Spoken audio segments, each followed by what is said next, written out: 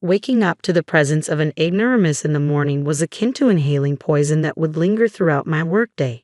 Each sunrise brought with it the burden of enduring the condescension of an elite chief, a product of some lofty institution of higher learning. On a particular day, my tolerance reached its breaking point. Perhaps you should escalate your grievances to our superiors, she taunted.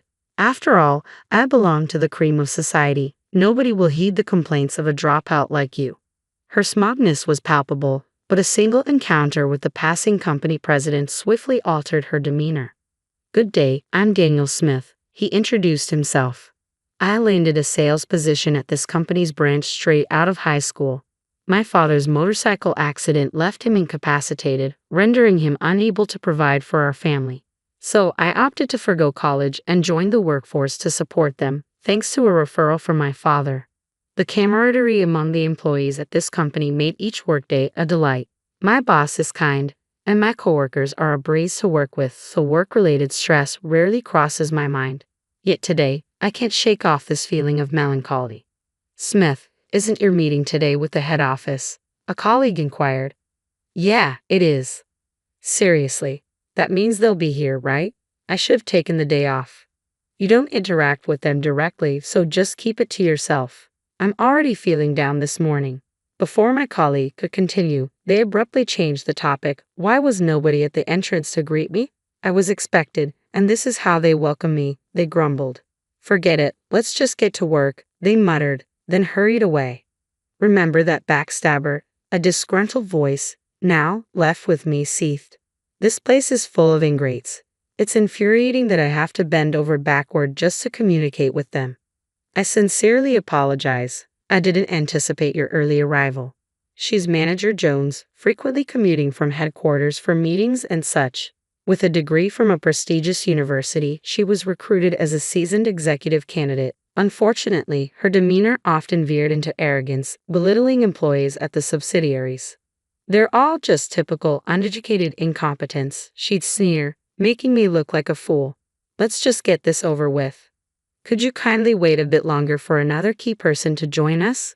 They're en route." "What? You expect me to wait?" My role is to hit the ground running upon arrival from headquarters. This incompetence is beyond belief. I deeply apologize. You're here 20 minutes ahead of schedule, yet you're being unreasonable. I yearned to retort, but the person on the other end was from the head office, an elite recognized by headquarters. I hesitated, unsure of the repercussions if I dared to challenge her authority. We grumble amongst ourselves at the subsidiary, but when it comes down to it, we never confront them, always enduring silently. As I carried on with my usual routine, driving to work one morning, I noticed an elderly lady in distress crouched in the middle of the road. It was clearly an emergency, but those around me either avoided involvement or didn't know how to react, feigning ignorance as they passed her by. "Are you all right, ma'am?" I rushed to her side, but she couldn't respond. Her breathing was labored, and she struggled to speak. "I'm calling an ambulance right away," I announced, swiftly dialing 911. Once the ambulance arrived, we all accompanied the elderly lady to the hospital. "It's all right for you to head home," the nurse reassured us. "We'll take care of her until her family arrives." Having already informed the company of my tardiness and concern for the grandmother's well-being, I opted to stay until her family showed up. Thankfully, her condition wasn't critical, and she was discharged after a few days. We breathed a collective sigh of relief. Then, a few weeks later, out of the blue, I received a transfer order to the headquarters branch office, a directive straight from the president. Contemplating the move, a colleague offered their perspective. "It's a testament to your hard work being recognized. Embrace it and give it your all." Encouraged by their words, I resolved to accept the transfer. My first day at headquarters proved to be quite the whirlwind. Deciding to greet each department individually, I encountered the chief in the corridor and hastened to offer my greetings, but she caught sight of me and shot me a disdainful glance. "What brings you here? Aren't you a bit out of your element?" "Good morning, Chief. I've been reassigned here." "Oh, you're being relocated. What on earth are they thinking?" Disregarding my greeting, the chief launched into a tirade. "Starting my day by sharing airspace with an uneducated imbecile is a surefire way to ruin my entire workday. I apologize if I've inconvenienced you, Chief. Please spare me the pleasantries. Just steer clear of me. I'm busy. Don't get in my way." Clearly in a foul mood, the chief dismissed me with a wave of her hand, as if shooing away bothersome insects. It was evident that any further attempt at conversation would be futile, so I resigned myself to returning to my duties. As I returned to the floor where the chief was, I overheard her berating her subordinate. "You're incompetent. How can you mess up something so simple? Even a new recruit could handle this." "I apologize, colleague." The employee, visibly distraught over her mistake, clenched her fists, lowered her head, and endured the scolding. "If this is how it's going to be, I'd rather have someone else working for me than you. You're no longer of any use to me. Clear out your desk and get out of my sight." With those cutting words, she turned to face me, our eyes meeting. Already discontented, her expression soared further as she glared at me. "Didn't I tell you to stay away from me this morning? Please, Chief, hear me out. I have something to discuss with you today." "Enough. Everyone here is arrogant. I don't have time for incompetent fools like you." With those words, the chief stormed out of the room, slamming the door with all her might. Concerned, I approached the employee who had just faced the chief's wrath, wincing at the resounding crash of the door. "Is this typical of the chief's behavior?" I inquired. According to the employee, it wasn't just typical, it was a daily occurrence. "She's always disrespecting me," he lamented. Worried that the chief might overhear, he hushed me, cautioning, "Shh, she might hear you." Aware of the potential consequences if the chief caught wind of his complaints, I did my best to soothe his frustration. "I've endured this for too long," he confided, shuffling to his desk and retrieving a white envelope from a drawer. "Please don't tell me that's a resignation letter," I implored. "Unfortunately, that's exactly what it was," he confirmed, something he'd been contemplating for some time. "At my previous workplace, every day was serene and fulfilling. But ever since the chief arrived, it's turned into a nightmare," he lamented, tracing the surface of his desk with a heavy sigh. The clutter of documents and notes bespoke his dedication to his job, despite the upheaval. "I understand your frustration. It's disheartening to see your hard work undermined by just one person, the chief. I sympathize. You've poured your heart into this job, longer than she's been here, and you've excelled." But his frustration hung palpably in the air, with no outlet in sight. "The chief might say otherwise, but there are surely colleagues who trust and rely on you. Stay a bit longer for their sake. I'll help shoulder the burden. You're not the one who should walk away," I encouraged. "What do you mean?" he queried, his curiosity piqued as I made my way to confront the chief, leaving him pondering behind. "We can't allow any more employees to be mistreated like him. That's why I'm here," I declared, trailing after the chief until I found her in the break room, sipping tea. "Mind if I join you?" I inquired. The chief glanced up, her expression pained. "You're still here? You're as persistent as a fly." "I'm just trying to take a break. Please give me some space," she sighed wearily, likely drained from the recent confrontation. Summoning my courage, I addressed her firmly. "Chief, I'll be conducting a thorough investigation into your treatment of our employees. Depending on the findings, appropriate actions will be taken." My direct statement caught the chief off guard. "What are you implying? Are you trying to play the hero to shield incompetence?" "No, that's not my intention. Why don't you go run to your superiors with this? I'm an elite, you know. I have the backing of those above. Nobody will pay heed to a dropout like you from the subsidiary," she retorted dismissively, waving her hand as if to brush off the matter. Suddenly, a man emerged from the other side. "Smith, there you are. How's everything going?" It was the president. "I'm doing my best, thanks to your support." "Ah, hello, Mr. President. What a pleasant surprise to see you here. What happened to the grumpy chief from earlier? She's putting on a facade of excellence for those higher up the chain. I'm glad to hear you're thriving. Have you connected with the new branch manager?" "Huh? What new branch manager?" The chief looked puzzled, her gaze unfocused. "He's standing right in front of you. Hadn't you been briefed?" The president chuckled.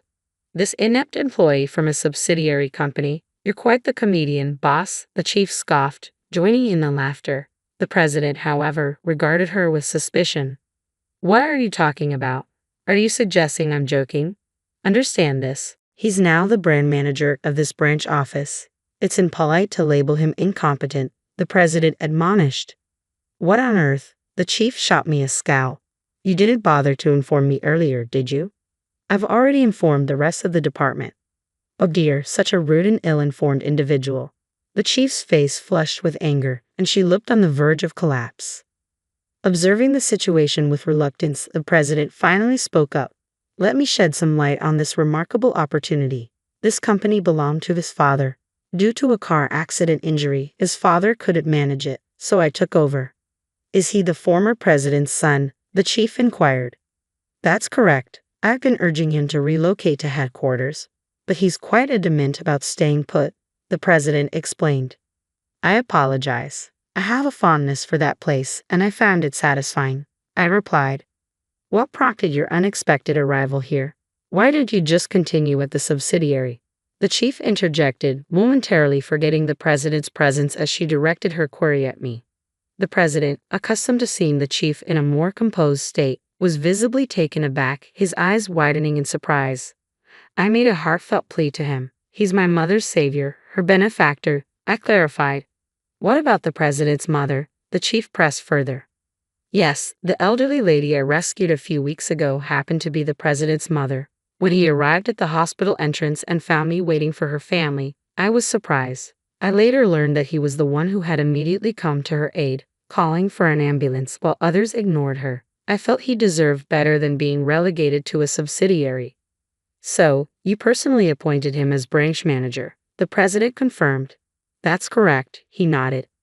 I had my doubts about my qualifications when I was first appointed as branch manager, I admitted. Coming from a subsidiary, it was a sudden shift to leading at the head office. But after hearing from the president and receiving a call from my father urging me to support the company he had built, I made up my mind. That's precisely why I've appointed him as branch manager. Moving forward, I expect you to show him the respect he deserves and heed his directives, the president admonished the chief sternly before exiting the room. That's the explanation, chief, I reiterated as I faced her once more.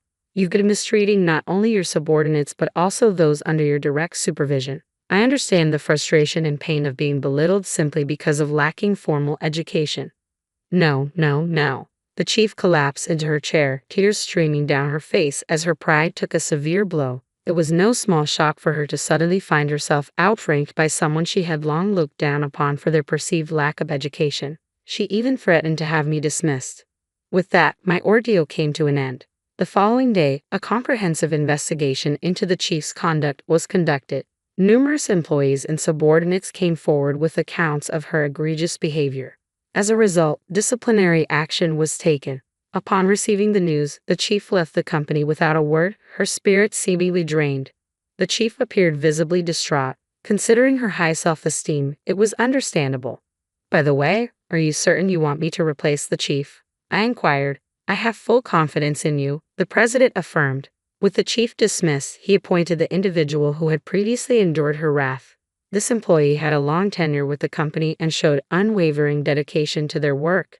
Naturally, I had thoroughly vetted his past performance, knowing he had first-hand experience of the frustrations and mistreatment under former Chief Jones. I knew he wouldn't repeat the same mistakes and would prove to be a compassionate leader who understands his employees' feelings, I explained. As for myself, I endeavored to approach my role from the perspective of the employees, not solely as a branch manager. Drawing from my positive experiences with a subsidiary I had previously worked with, I conducted regular interviews with staff, seeking their input. I also organized training sessions for employees in leadership roles, striving to foster a more supportive environment. Through these efforts, the company's culture gradually improved, resembling the positive atmosphere of the subsidiary where I began my career. Will Smith, I apologize for what happened with Jones, but thanks to your efforts, this company is thriving, the president acknowledged. Oh, I'm apprehensive, I admitted. At a later meeting, I found myself summoned to the president's office for a casual coffee chat. He wanted to discuss the recent developments in the workplace. I'm not getting any younger, eventually. I envision Will stepping into my role, the president shared. With all respect, Mr. President, I don't see myself as presidential material, I responded. Why not? Your father would have wanted the same, he countered. I aspire to remain aligned with the employees, working alongside them to support the company and engage with our customers. Once in the president's seat, that connection may become strained, I explained. The president frowned at my words before abruptly excusing himself. You have a unique sense of humor. Most would leap at the opportunity, he remarked upon his departure. Am I considered eccentric? I wondered aloud. No, it's refreshing. It's exactly the kind of mindset we need in a smith, he assured, giving my shoulder a firm tap. You have a meeting coming up, don't you? Get back to work.